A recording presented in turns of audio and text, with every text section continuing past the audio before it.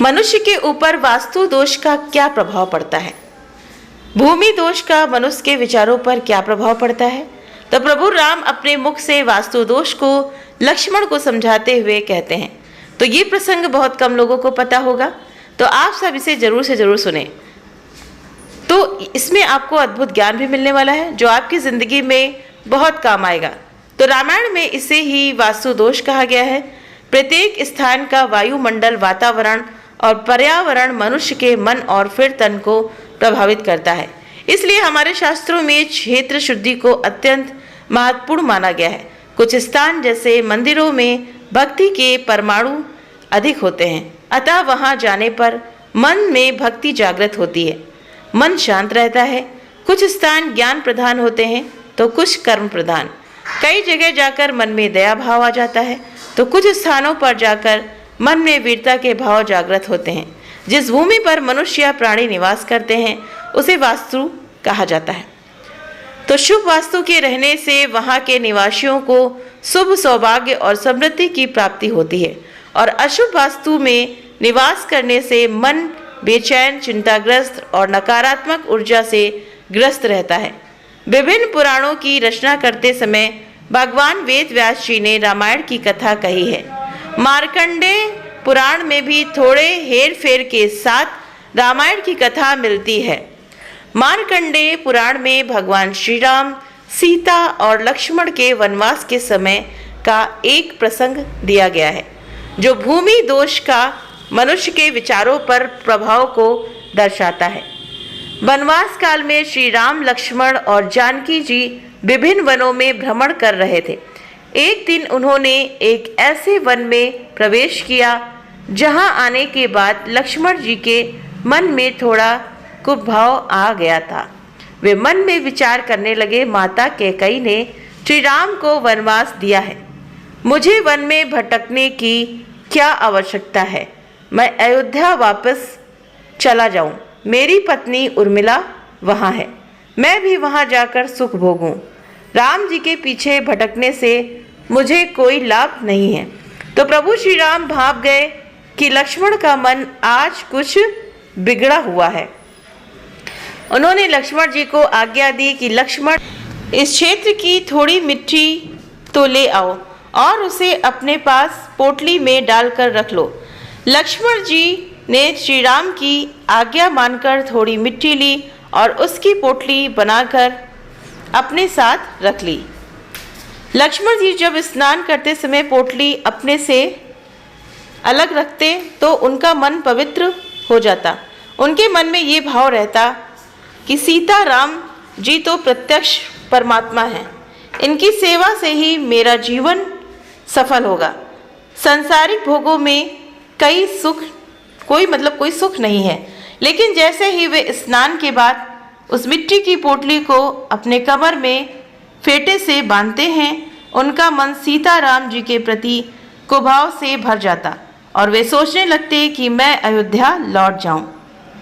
तो यहाँ पर वन में श्री राम के पीछे भटकने से मुझे कोई लाभ होने वाला नहीं है। तो ऐसा विचार लक्ष्मण के अंदर आता। तो ऐसा 3-4 दिन तक होता रहा। लक्ष्मण जी को बड़ा आश्चर्य हुआ कि ये मेरे मन को क्या हो गया है। एक दिन लक्ष्मण जी ने श्री राम को अपने मन की व्यथा बताते हुए ऐसा होने का कारण पूछा। श्री राम ने कहा, लक्ष्मण, इसमें तुम्हारा कोई दोष नहीं है, ये यहाँ की मिट्टी का दोष है। तुम ये मिट्टी फेंक दो। जिस भूमि में जो काम होता है उसके परमाणु उस भूमि में और उस क्षेत्र के वातावरण में रहते हैं। अब मैं तुम्हें वो कारण बता रहा हूँ जिसके कारण तुम्हारे मन में मेरे प्रति कुभाव आता है। तो श्री रामचंद्र जी लक्ष्मण जी को यहाँ पर बता रहे हैं कि पूर्व काल में सुंद और उपसुंद नाम के 2 राक्षस सगे भाई थे। उन्होंने उग्र तपस्या करके ब्रह्मा जी को प्रसन्न किया। ब्रह्मा जी ने उनसे वरदान मांगने को कहा।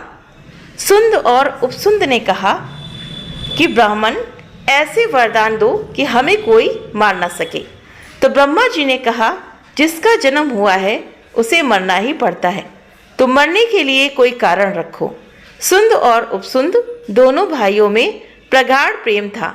उन्होंने विचार किया कि हम में आपस में कभी वैर तो होना नहीं है, इसलिए हम एक दूसरे को मारने वाले हैं नहीं, अमर रहने के लिए यही उपाय उत्तम है। इससे मरने का कारण भी बन जाएगा और कभी मरण संभव भी नहीं होगा। उन्होंने ब्रह्मा जी से वर मांगा, हम दोनों भाइयों के बीच यदि किसी दिन झगड़ा हो तो हमारी मौत हो जाए, परंतु अन्य कोई हमें न मार सके। तो ब्रह्मा जी तथास्तु कहकर चले गए। जो अपनी तपस्या से प्राप्त शक्ति का दुरुपयोग करता है उसे ही राक्षस कहते हैं, और जो अपनी शक्ति का प्रयोग दूसरों की सेवा सहायता में करता है वही देवता कहलाता है। तो सुंद और उपसुंद की भी उग्र तपस्या के कारण शक्ति बहुत बढ़ गई और वे देवताओं को सताने लगे। सभी देवता मिलकर ब्रह्मा जी के पास गए और दोनों राक्षसों के मरण का कोई उपाय बताने की प्रार्थना की। ब्रह्मा जी ने तिलोत्तमा नाम की एक अप्सरा प्रकट की और उससे कहा, तुम जाकर दोनों भाइयों के बीच में वैर उत्पन्न करो। तो तिलोत्तमा सुंद और उपसुंद जहाँ रहते थे वहाँ गई। उस सुंद अप्सरा को देखते ही सुंद के मन में आया कि ये मुझको मिले। उधर उपसुंद भी सोचने लगा कि ये अप्सरा मुझको मिलनी चाहिए। तिलोत्तमा को प्राप्त करने के लिए दोनों भाई आपस में झगड़ने लगे। तिलोत्तमा ने कहा, तुम में से जो मुझे पसंद होगा मैं उसी के साथ विवाह करूंगी। सुंद उपसुंद से बोला, ये तेरी भाभी है। उपसुंद ने सुंद से कहा, मैं इससे विवाह करूंगा, ये तेरी भाभी है। इस तरह आपस में कहा सुनी करते करते दोनों एक दूसरे को मारने लगे और आपसी वैर से स्वयं ही मृत्यु को प्राप्त हो गए। तो श्री राम ने लक्ष्मण जी से कहा, ये वही भूमि है जहाँ सुंद और उपसुंद आपस में युद्ध करके मरे थे, इसलिए इस भूमि में वैर के संस्कार हैं।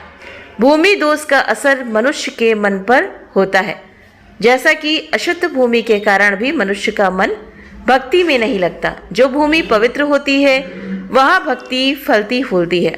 इसलिए शास्त्रों में मनुष्य को कुछ समय तीर्थ में जाकर रहने का विधान किया गया है।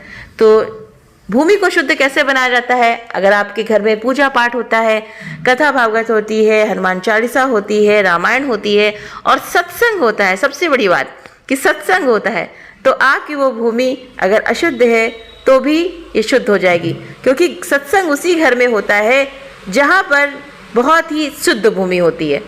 तो इसी तरह से भूमि का प्रभाव भी हमारे जीवन पर, वास्तुशास्त्र का जो प्रभाव है वो भी हमारे जीवन पर पड़ता है।